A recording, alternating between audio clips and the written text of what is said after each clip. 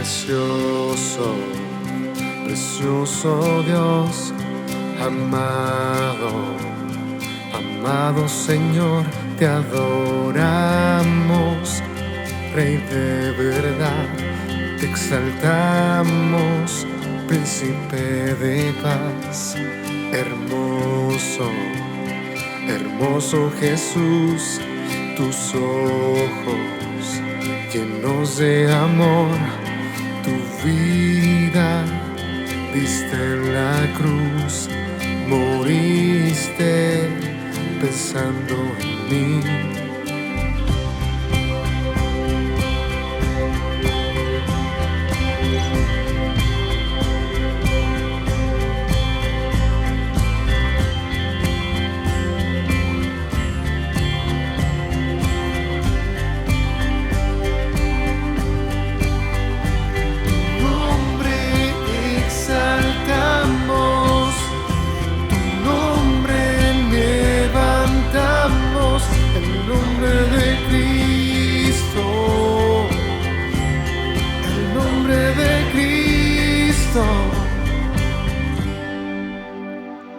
Precioso, precioso Dios, amado, amado Señor, te adoramos,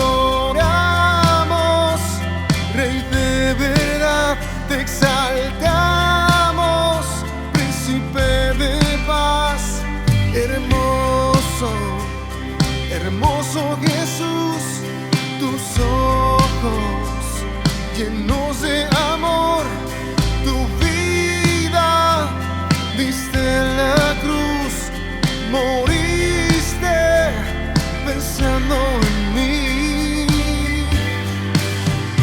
Tu nombre exaltamos, tu nombre levantamos, el nombre de Cristo,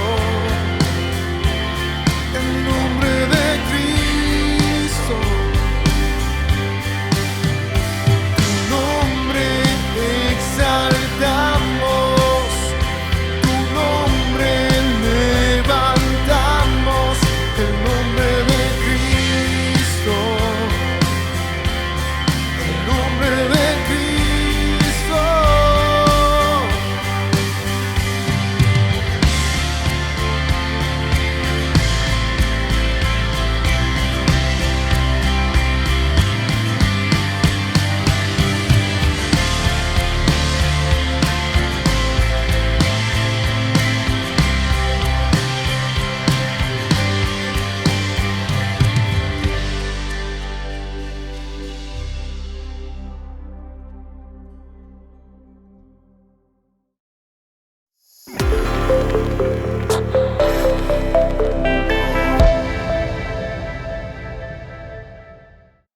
Buenas noches, familia y amigos. Pues continuamos con esta interesante serie basada en las enseñanzas y la vida de nuestro Señor Jesucristo. Y la semana pasada estuvimos hablando de cómo era el mundo cuando Jesús nació. También hablamos sobre los diferentes grupos religiosos que prevalecían en ese tiempo, quienes en realidad se opusieron a las enseñanzas del Señor Jesucristo y se puede decir que fueron sus enemigos durante todo su ministerio. Hombres y mujeres que eran sumamente legalistas y poco interesados en tener una verdadera relación con Dios. Por lo mismo, tristemente se perdieron de la verdad que estaba pasando frente a sus ojos y perdieron la oportunidad de obtener esa salvación, esa vida eterna que el Mesías venía a ofrecerles. Bien, también hablamos sobre la vida de María y vimos todo lo que la palabra de Dios nos dice acerca de ella. Hablamos de sus virtudes, virtudes que deberíamos de aprovechar en nuestras vidas para vivir vidas agradables delante de nuestro Dios. Pues esta noche vamos a estar enfocando en los eventos que se dieron alrededor del nacimiento del Señor Jesucristo. Básicamente estaremos hablando de lo que nos cuenta el libro de Mateo y el libro de Lucas. Ambos nos muestran diferentes aspectos de los eventos que se dieron en el tiempo cuando Jesús nació, y si los combinamos a los dos, podemos obtener una historia completa.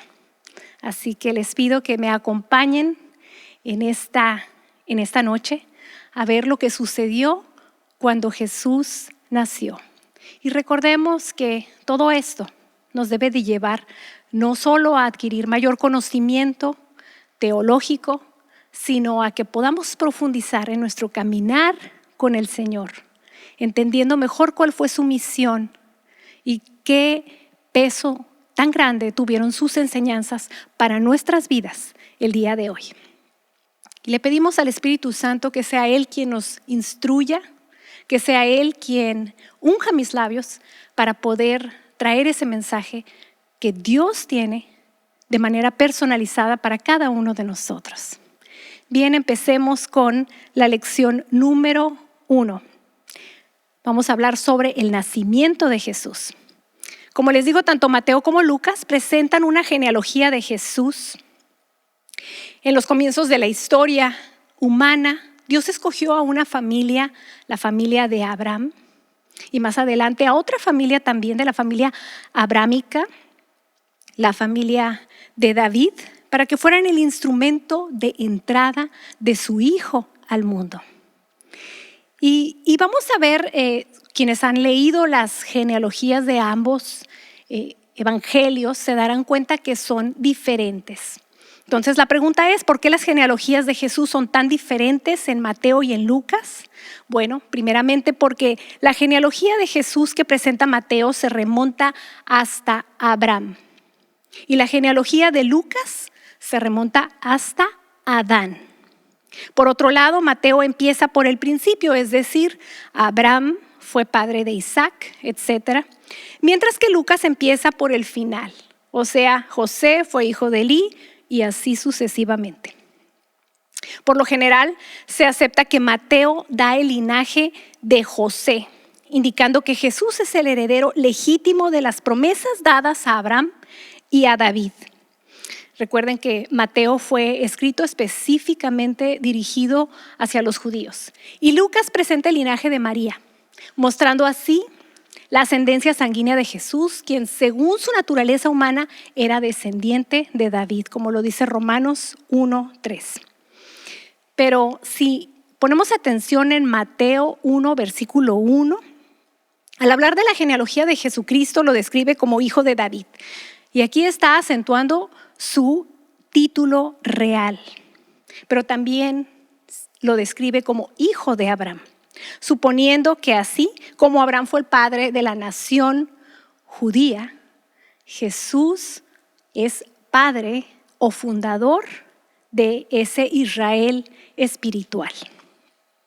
Bien, según la costumbre judía, la genealogía de María, que viene mencionada en el libro de Lucas, llevaba el nombre de su esposo.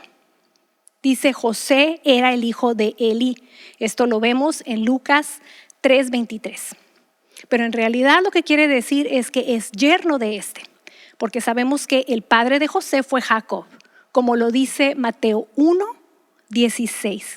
Y esta es la principal razón por la cual ambas genealogías parecen ser diferentes y aún contradictorias. Pero de los 4 evangelios, solo Mateo y Lucas nos cuentan el nacimiento y la infancia de Jesús. Y ambos nos relatan incidentes diferentes. Es decir, que cuando nosotros combinamos todos los incidentes que nos relatan en cada uno de estos evangelios, podemos obtener la historia completa. Y este es el deseo de mi corazón, que esta noche podamos combinar ambos evangelios para obtener la historia completa y una perspectiva de lo que sucedió en ese tiempo cuando Dios decidió traer o introducir a su Hijo al mundo para cumplir con ese plan de redención tan hermoso para salvarnos a ti y a mí. Seguramente todos conocemos la historia sobre el nacimiento de Jesús, pero yo espero que en verdad el Espíritu Santo nos instruya en esta noche. Y a través de cada capítulo aún de esta serie, lleguemos a conocerlo más, de tal manera que podamos enamorarnos más de Él, comprender ese gran amor, ese amor eterno con el cual Él nos ha amado.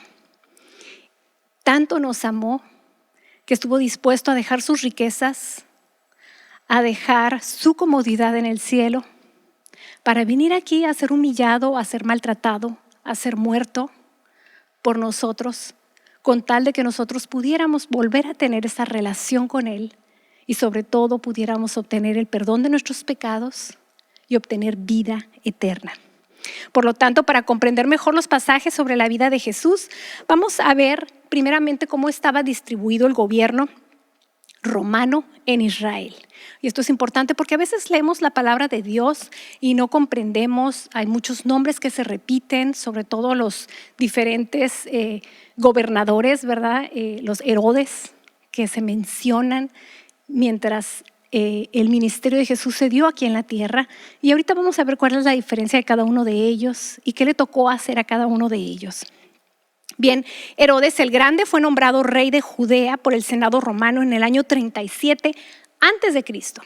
Y cabe mencionar que según los registros históricos, Jesús nació entre el año 6 y el año 4 antes de Cristo.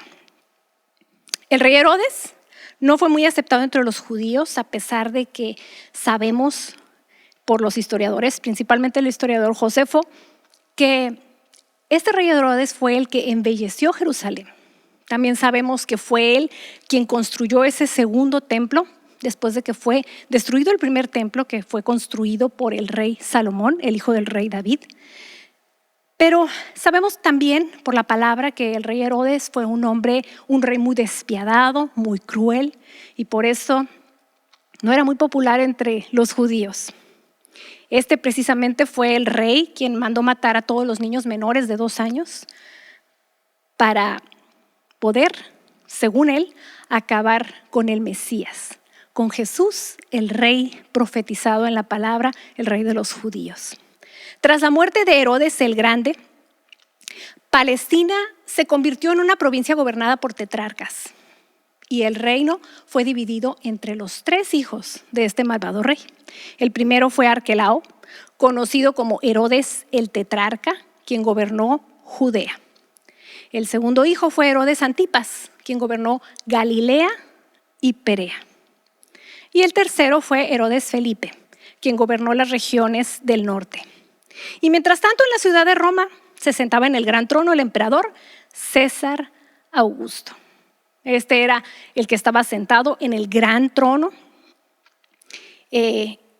quien realmente dirigía pues, el imperio más importante de esos tiempos. Todo mundo tenía que rendirle cuentas, todas las provincias que habían sido conquistadas por Roma tenían que rendir cuentas delante del emperador César Augusto. Sin embargo, podríamos decir que él se encontraba pues, con todo el éxito, con todo el poder, un super líder, pero se encontraba con frente a un problema de cómo financiar su reino. Imaginemos el costo tan grande para mantener todos sus ejércitos y la administración. Todo esto requería sumas muy grandes de dinero. Muchas provincias estaban pagando tributos, pero Palestina se encontraba entre las que no pagaban tributo en ese tiempo. Así que el emperador decidió echar en marcha un plan para que cada provincia pagara impuesto y así que toda persona debía de ser primeramente empadronada. Finalmente este decreto llegó a oídos de José y María, quienes se dieron cuenta, por supuesto, que tendrían que viajar a la ciudad de sus antepasados, esto es, la ciudad de Belén, a pesar de que María se encontraba en las últimas etapas de su embarazo, como lo dice la palabra.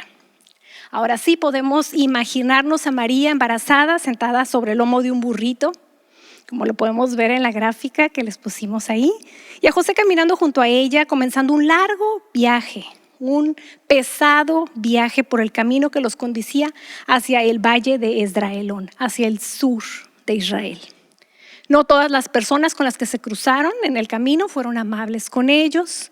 Seguramente al pasar por Samaria, nadie les ofreció hospitalidad. Recordemos que los samaritanos y los judíos no se hablaban. Y tal vez se tomaron hasta un pequeño descanso y se refrescaron un poco en el pozo de Jacob en Sicar. aquel pozo que muchos años antes cavó Jacob. Después de recorrer varios kilómetros, me imagino que finalmente llegaron a Jerusalén, donde pudieron ver cómo se encontraba en construcción ese segundo hermoso templo de Herodes. Me imagino que pudieron contemplar sus amplios patios exteriores, pero Jerusalén no era su destino. Y Belén se encontraba, según la palabra, aproximadamente a unos 8 kilómetros de distancia de Jerusalén. Por fin podemos imaginarnos a José y a María llegando muy cansados a la ciudad de Belén. Dice la palabra, ¿verdad?, que se detuvieron a buscar una habitación en cada una de las posadas por las que pasaron. Pero muchos visitantes estaban esperando su turno delante de ellos con ese mismo propósito. Así que, aunque buscaron y buscaron, se dieron cuenta que todas las habitaciones estaban ocupadas. Recordemos que María estaba embarazada y ya estaba en las últimas etapas de su embarazo. Como mujeres que hemos pasado por un embarazo, sabemos que esto debe de haber sido sumamente incómodo y cansado para ella. Finalmente, José, casi desesperado, sabemos que encontró un pesebre que se les permitió usar para pasar la noche. Y así tratemos de imaginar esta escena, porque creo que poniéndonos en los pies de ellos, en los zapatos de ellos, podemos comprender mejor cómo es que Dios, en su amor por nosotros, permitió que su único hijo, su hijo primogénito, dejara su comodidad y sus riquezas, como les digo, para venir a salvarnos del pecado, a salvarnos de la muerte. Yo me imagino que lo mejor que pudo tener María para dar a luz a su hijo tal vez fue un tapete o una pequeña manta sobre la paja. Imagínense, nosotros hoy en día podemos ir a un hospital y con todas las comodidades podemos tener a nuestros hijos. Pero María no tuvo ese apoyo y no tuvo esas comodidades.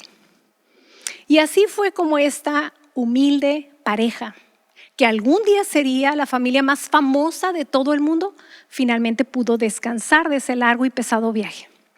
¿Quién hubiera pensado que en ese humilde entorno acabaría teniendo lugar el mayor acontecimiento de toda la historia?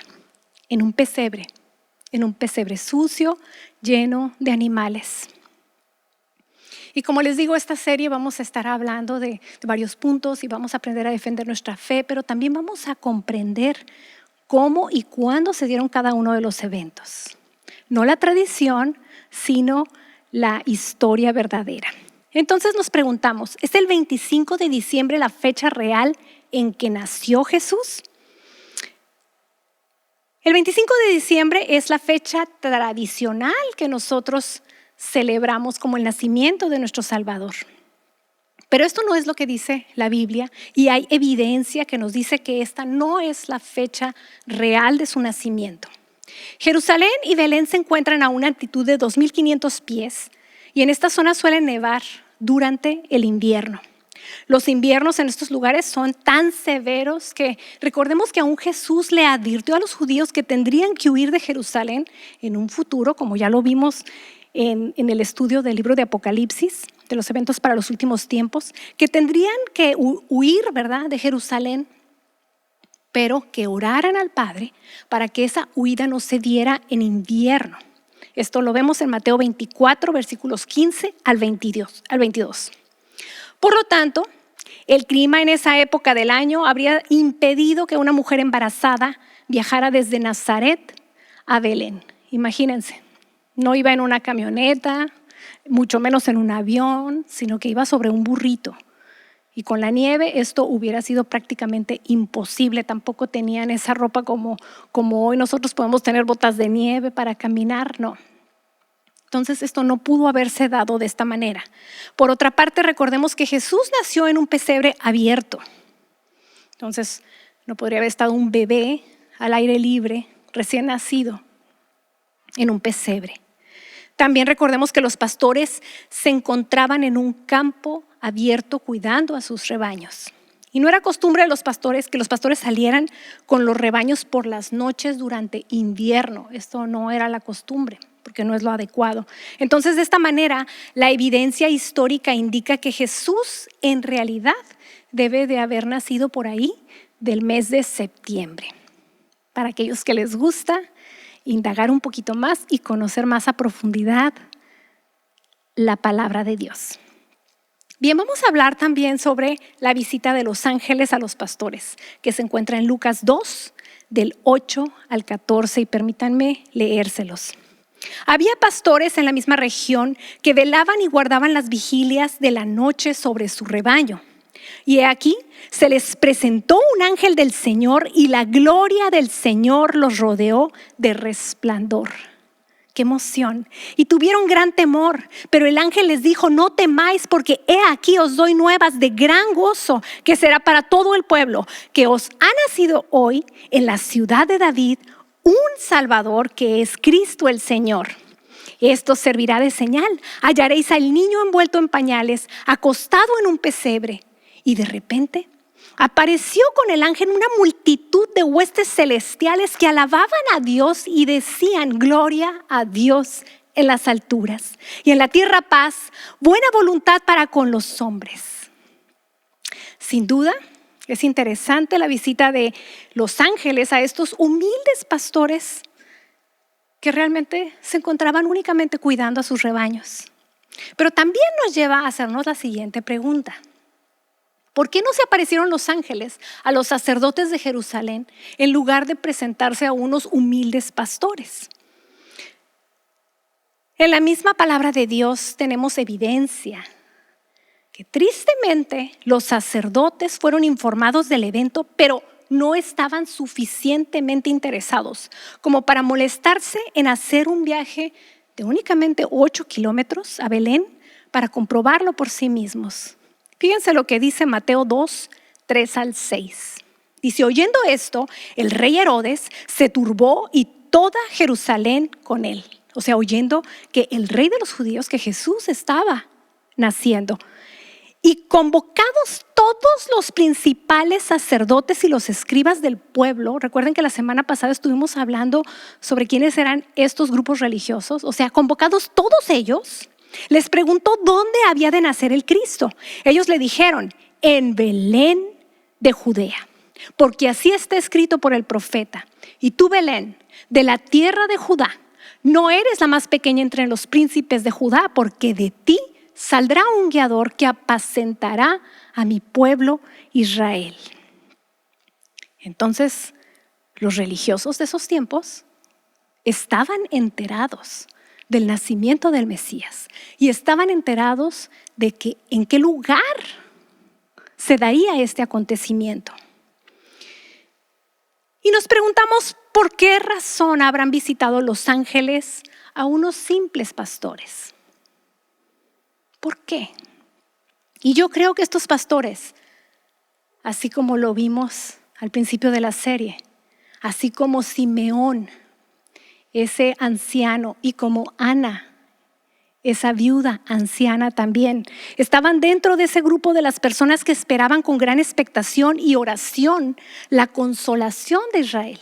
Esa es la palabra, que pasaban día y noche en el templo orando y ayunando para que el Mesías llegara a traer salvación al pueblo de Israel.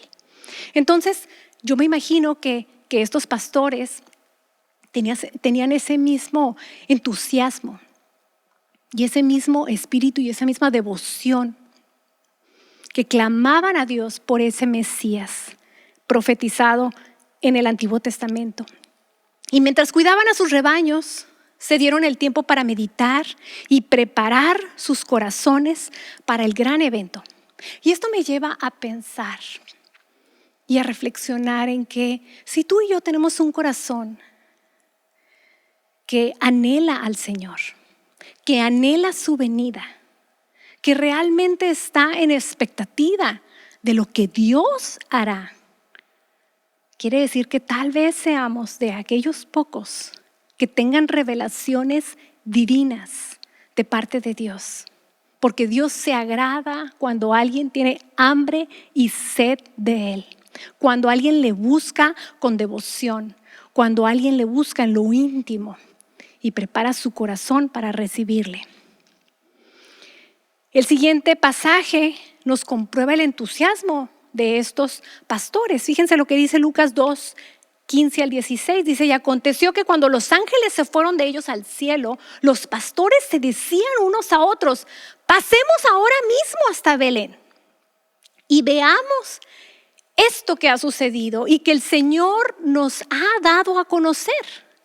Y dice la palabra, fueron deprisa y hallaron a María y a José y al niño acostado en el pesebre. Esto nos muestra ese entusiasmo y ese sentido de expectación que tenían los pastores. Y yo creo que esa es la razón por la cual el Señor decidió mandar a sus ángeles para darles el anuncio a estos hombres que anhelaban ver al Salvador. Estos dos pasajes que acabamos de leer nos muestran el gran contraste entre la condición del corazón de los grupos religiosos que tenían un corazón legalista y un corazón aletargado espiritualmente, mientras los humildes pastores esperaban expectantes el cumplimiento de la profecía del Salvador. Y yo te pregunto, ¿cómo está tu corazón en esta noche? ¿Se encuentra aletargado hacia las cosas espirituales? ¿O está expectante de lo que Dios hará para cambiar nuestra situación, la situación mundial que estamos viviendo? ¿Tienes un corazón enseñable? ¿Abres la palabra de Dios esperando recibir un mensaje y una revelación divina? ¿O tu Biblia se encuentra a un lado empolvada porque ya no tienes ganas de indagar en las Escrituras? Tal vez has perdido la fe. Yo espero en Dios que esta serie despierte nuestros espíritus y nos ayude a buscar más de Dios, a darle ese lugar de prioridad que Él merece. Porque creo que todavía hoy el Señor quiere traer una revelación fresca a cada uno de aquellos que anhelen ver su mano poderosa obrar. Vamos a hablar también sobre la pobreza de Jesús. 2 Corintios 8:9 dice, porque conocéis la gracia de nuestro Señor Jesucristo, que siendo rico, por amor de vosotros se hizo pobre, para que vosotros con su pobreza fueseis enriquecidos. Fíjense, a mí el amor de Dios me abruma. Me abruma tanto que me lleva a amarlo cada vez más y a desearlo cada vez más, a desear estar frente a Él cada vez más, a ver esta vida como de poco valor y la vida eterna como lo más precioso que podemos tener, esa esperanza gloriosa que tenemos delante. Para los estándares de hoy, la familia de Jesús era en realidad una familia muy pobre, aunque probablemente no mucho más pobre que la familia promedio de Nazaret. Un incidente ocurrido en el templo nos da la idea de la situación financiera de José. Cuando llegó el momento de la circuncisión del niño, que la costumbre era a los 8 días de nacido, la ley de Moisés exigía que los padres trajeran un cordero y lo ofrecieran como expiación. Sin embargo, la ley también observaba otra opción para las familias más pobres. Fíjense lo que dice Levítico 12, de los versículos 6 al 8. Dice, cuando los días de su purificación fueron cumplidos, por hijo o hija, traerá un cordero de 1 año para holocausto y un palomino o una tórtola para expiación a la puerta del tabernáculo de reunión al sacerdote, y él los ofrecerá delante de Jehová y hará expiación por ella y será limpia del flujo de su sangre. Esta es la ley para la que diere a luz un hijo o hija. Pero dice, y si no tiene lo suficiente para un cordero, tomará entonces 2 tórtolas y 2 palominos, uno para holocausto y otro para expiación, y el sacerdote hará expiación por ella y será limpia. Bien, a la luz de este pasaje, la pobreza de la familia de Jesús era evidente. Seguramente José y María habrían traído un cordero si sus recursos económicos se lo hubieran permitido. Pero el monto que ellos podían pagar en ese momento era únicamente 2 tórtolas. Entonces es otra evidencia de que la familia de Jesús era realmente pobre. Considerando sus finanzas tan limitadas, José y María tampoco podrían haber hecho ese viaje a Egipto cuando tuvieron que huir del rey Herodes, que mandó matar a todos los niños menores de 2 años. Pero Dios, como siempre, en su amor, en su misericordia, Él proveyó los medios al mandar a los sabios del oriente con sus regalos de oro, incienso y mirra, de tal manera que José y María pudieran hacer ese viaje. Y así es con nosotros el Señor el día de hoy. Por eso no debemos de preocuparnos de nada. Porque si tú caminas de la mano del Señor, Él cuidará de ti. Pase lo que pase, Él traerá los recursos necesarios y proveerá para tus necesidades y para las necesidades de tu familia en el momento y en la forma que Él lo decida. Veamos qué dice la palabra acerca de la visita de los sabios o magos del oriente. Mateo 2, 9 al 11. Dice, ellos después de oír al rey se fueron.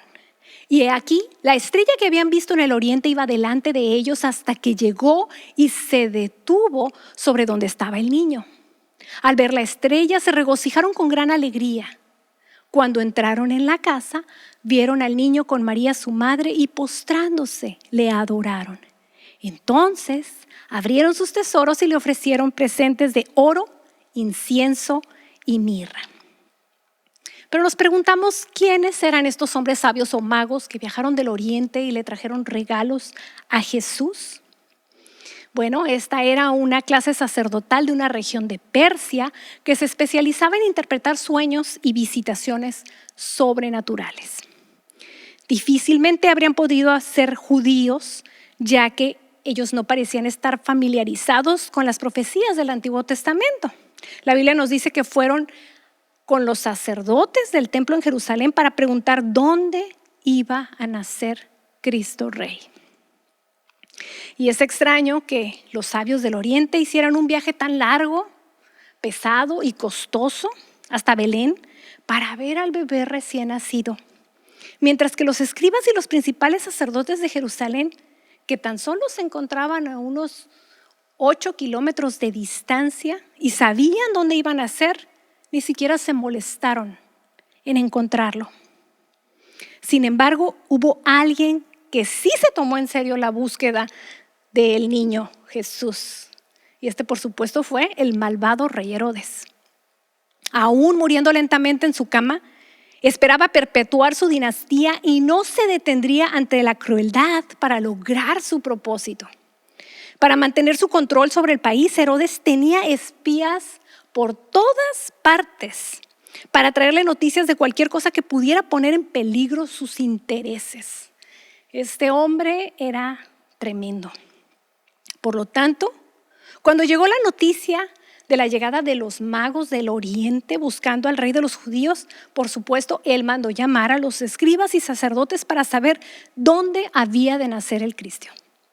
Fíjense, Mateo 2, versículos 5 al 8, dice, ellos le dijeron, en Belén de Judea, porque así está escrito por el profeta, y tú, Belén, en la tierra de Judá, de ninguna manera eres la más pequeña entre los gobernadores de Judá, porque de ti saldrá un gobernante que pastoreará a mi pueblo Israel. Entonces Herodes llamó en secreto a los magos e indagó de ellos el tiempo de la aparición de la estrella, y enviándolos a Belén, les dijo, id y averiguad con cuidado acerca del niño. Tan pronto le halléis, hacédmelo saber para que yo también vaya y le adore. Sí, como no, ¿verdad? Después de hablar con el rey Herodes, los magos salieron del palacio y emprendieron su corto viaje de 8 kilómetros hacia Belén. La estrella que ellos habían visto en el oriente los guió al lugar preciso donde se encontraban Jesús, María y José. Para el tiempo de la visita de los magos hay evidencia de que ya habían transcurrido varios meses del nacimiento de Jesús, por lo que José y María ya no se encontraban en el establo como nos lo muestran muchas de las imágenes navideñas. Y esto lo podemos ver en la cita de Mateo 2:11. Ellos ya habían encontrado una casa y ahí es donde los llevó la estrella. Y al ver al niño Jesús, los magos se postraron y le adoraron y después tomaron sus regalos de oro, incienso y mirra y los pusieron a los pies de Jesús. Pero mientras se preparaban para regresar a Jerusalén, dice la palabra que ellos recibieron en sueños una revelación que en realidad era una advertencia de no regresar con el rey Herodes, y entonces regresaron a su país por otro camino, evitando la visita con el rey Herodes. José también recibió una advertencia en un sueño y fue instruido para que tomara al niño y a su madre y huyeran de inmediato a Egipto. Por supuesto, el Señor ya había provisto de los medios necesarios económicos a través de los regalos de los magos para poder hacer este viaje. No había tiempo que perder. Herodes era un rey muy cruel y muy despiadado y en cualquier momento saldría la orden de buscar al niño para matarlo. Entonces, nuevamente tuvo que tomar a María, al niño Jesús y emprender otro viaje. Así que podemos imaginar esta escena. En la oscuridad de la noche, José sentó a María y al niño sobre el burrito y comenzaron el viaje a Egipto. Seguramente no fue nada fácil para María sostener a un niño pequeño en sus brazos hora tras hora durante toda la noche, pero ella tenía que hacerlo. Para este tiempo, según las fechas, Jesús tendría entre 1 y 2 años. Y las que somos mamás sabemos que un niño pequeño entre 1 y 2 años es un niño inquieto, pero María tenía que viajar sobre un burrito con un niño en sus brazos de esa edad durante toda la noche. Yo, al estudiar la palabra de Dios, al ver cada uno de estos detalles, más le doy gracias a Dios por el gran sacrificio que Él hizo por amor a mí, por amor a ti. Y esto nos tiene que llevar a buscar agradarle más con nuestra vida, a tener una mayor entrega de nuestra vida, reconociendo que Él realmente nos ha amado con un amor que no conocemos, con un amor que no podemos recibir de nadie más. Mientras tanto, en Jerusalén, Herodes esperaba con impaciencia el regreso de los magos. Y por fin un mensajero le trajo la trágica noticia de que los magos habían desafiado sus órdenes y pues se habían regresado a su país por otro camino. Al verse burlado por ellos, dice la Biblia que el rey Herodes se llenó de rabia y entonces decidió emprender un plan diabólico. Sus oficiales debían ir a Belén y a sus alrededores y matar a todos los niños menores de 2 años, ya que la estrella había aparecido a los magos 2 años antes, presuntamente cuando Jesús nació.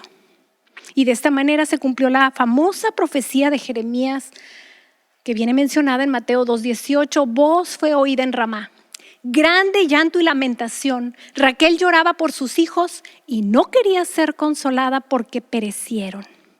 Y seguramente la mayoría de nosotros hemos escuchado esta profecía sin comprender su verdadero significado. Pero esta profecía se refiere a Raquel, la esposa de Jacob. Recordemos por la historia bíblica que ella había sido una mujer estéril, que una vez que estaba bien desesperada, le gritó a su marido Jacob y le dijo: dame hijos o si no me muero. Esto lo vemos en Génesis 31. Finalmente, Dios en su misericordia y de acuerdo a su plan, le contestó su oración y Raquel dio a luz a José. José, el tan conocido soñador, ¿verdad? Y después, años después, a Benjamín, su hijo pequeño. Su deseo apasionado por tener hijos se proyectó a lo largo de los años por muchas y muchas generaciones, y esta es la razón por la cual se dice que el grito de duelo de la matanza de los niños es de Raquel, la madre de José. El terrible acto de asesinato de los niños menores de 2 años en Belén y sus alrededores fue uno de los muchos y últimos actos de crueldad del malvado rey Herodes.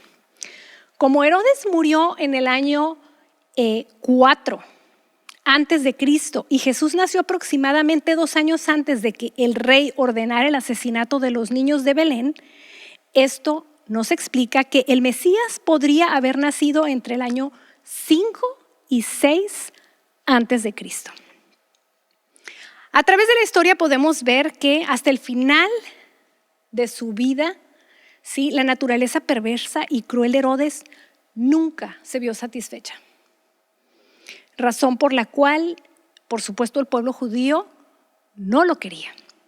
El historiador Josefo cuenta cómo al acercarse a la muerte de Herodes llegaron algunos de sus espías y le dijeron que la gente de Judea se alegraba de que él se encontrara en su lecho de muerte.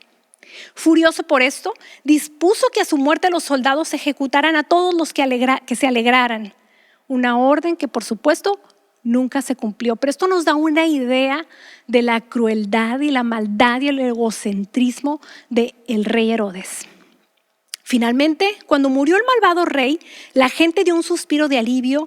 Entre ellos, por supuesto, se encontraban José y María, quienes al enterarse de su muerte, emprendieron su viaje de regreso a Israel, como lo dice Mateo 2. Dice, cuando había muerto Herodes, he aquí un ángel del Señor apareció en sueños a José en Egipto y le dijo, levántate, toma al niño y a su madre y ve a la tierra de Israel porque han muerto los que procuraban quitar la vida al niño. Entonces él se levantó, tomó al niño y a su madre y entró en la tierra de Israel. Pero al oír que Arquelao reinaba en Judea en lugar de su padre Herodes, tuvo miedo de ir allá y advirtió por revelación en sueños, fue a las regiones de Galilea. Y entonces así es como vemos que Jesús es llevado a Nazaret a una edad aproximada de 3 años. Y Nazaret sería ese lugar donde él pasaría su niñez y su juventud hasta los 30 años, que es cuando inicia su ministerio. Lamentablemente, la Biblia no nos da muchos datos sobre la niñez y la juventud de Jesús. Sin embargo, existe una buena razón dentro del plan de redención de Dios para esto. La vida temprana de Jesús fue intencionalmente destinada a no ser diferente a la de cualquier otro niño en Israel. Aunque es muy probable que la gente de Nazaret reconociera a Jesús como un niño inusual por su gran bondad y obediencia a sus padres, ciertamente nunca imaginaron que el joven que habitaba entre ellos era el mismo Hijo de Dios, cuyo impacto en el mundo sería mayor que el de cualquier otra persona que haya vivido. La gente del pueblo pudo haber notado que aunque todos los niños a veces tienden a portarse mal, y lo sabemos los que somos padres, Jesús nunca actuó de manera inapropiada. Tal vez aquellos que estaban especialmente cerca de la familia observaban su gran respeto por sus padres, por María y por José. Otros quizás hasta notaron su gran interés en las Escrituras y veían, wow, este niño se interesa mucho en las Escrituras. Todos los días pasa tiempo leyendo las Escrituras. Sin embargo, el silencio que nos muestra la Biblia en cuanto a la infancia de Jesús nos indica que pasó su infancia y juventud como cualquier otra persona, sin recibir ninguna atención extraordinaria. Y en lo personal, yo creo que Dios permitió que Jesús viviera una vida muy similar a la que hemos vivido tú y yo, para que nosotros podamos identificarnos con Él. Y como lo dice la palabra, Él también se identifica con nosotros en nuestras tentaciones, en nuestros dolores. Seguramente Jesús también sufrió heridas, rechazos, bullying en la escuela. Sin embargo, Él no pecó y vivió una vida agradable delante de Dios Padre. Pero también esto nos hace sentir comprendidos porque cada vez que enfrentamos alguna adversidad, Dios no está ajeno a nuestro dolor ni a nuestras necesidades. Y esto me hace recordar que en estos tiempos de tanta adversidad, donde muchas familias se encuentran dolidas, donde hay mucha necesidad en los hogares, tenemos un Dios con el cual podemos identificarnos, comprendiendo que Él vivió las mismas situaciones que tú y yo vivimos. La voluntad de nuestro Padre Celestial es que cada día seamos moldeados y transformados más y más a la imagen de Jesús.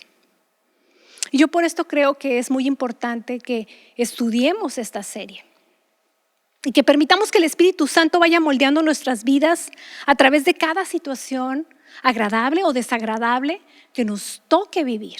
Porque todo tiene un propósito. Recordemos que esta es una preparación. La vida en la tierra es una preparación para la verdadera vida, esa vida que nos espera delante del Padre. Y finalmente, que tú y yo podamos estar preparados cuando demos cuenta delante de Dios. Para aquellos que tuvieron la oportunidad de estudiar junto conmigo la serie pasada, la serie de Apocalipsis, sabemos que cuando seamos llevados con el Señor, después de nuestro último suspiro aquí en la tierra, estaremos frente a Él en el tribunal de Cristo y daremos cuenta de nuestra vida. Y creo que a través de esta situación que estamos viviendo y a través de las enseñanzas que vamos a obtener en esta serie, podemos prepararnos para dar buenas cuentas delante de Dios cuando estemos frente a Él en esa entrevista 1 a 1 con el Hijo de Dios. Efesios 1, versículos 4 al 6. Dice: asimismo, nos escogió en Él desde antes de la fundación del mundo. ¿Para qué?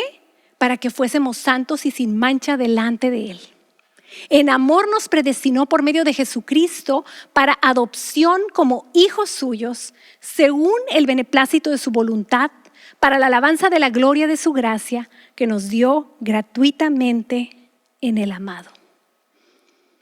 Y esa es mi oración, que podamos rendirnos delante del Señor, que podamos ofrecerle nuestra vida por completo y que tengamos un espíritu enseñable para poder recibir su mensaje y hacer los ajustes necesarios a nuestra vida, o en su caso permitir que el Espíritu Santo haga los ajustes en nuestra vida y nos transforme a la hermosa imagen del Señor Jesucristo. Por mi parte, esta noche es todo y yo los espero la próxima semana para continuar con la niñez de Jesús. Que Dios los bendiga grandemente y que la paz y el gozo del Señor reinen en sus corazones. Muy buenas noches.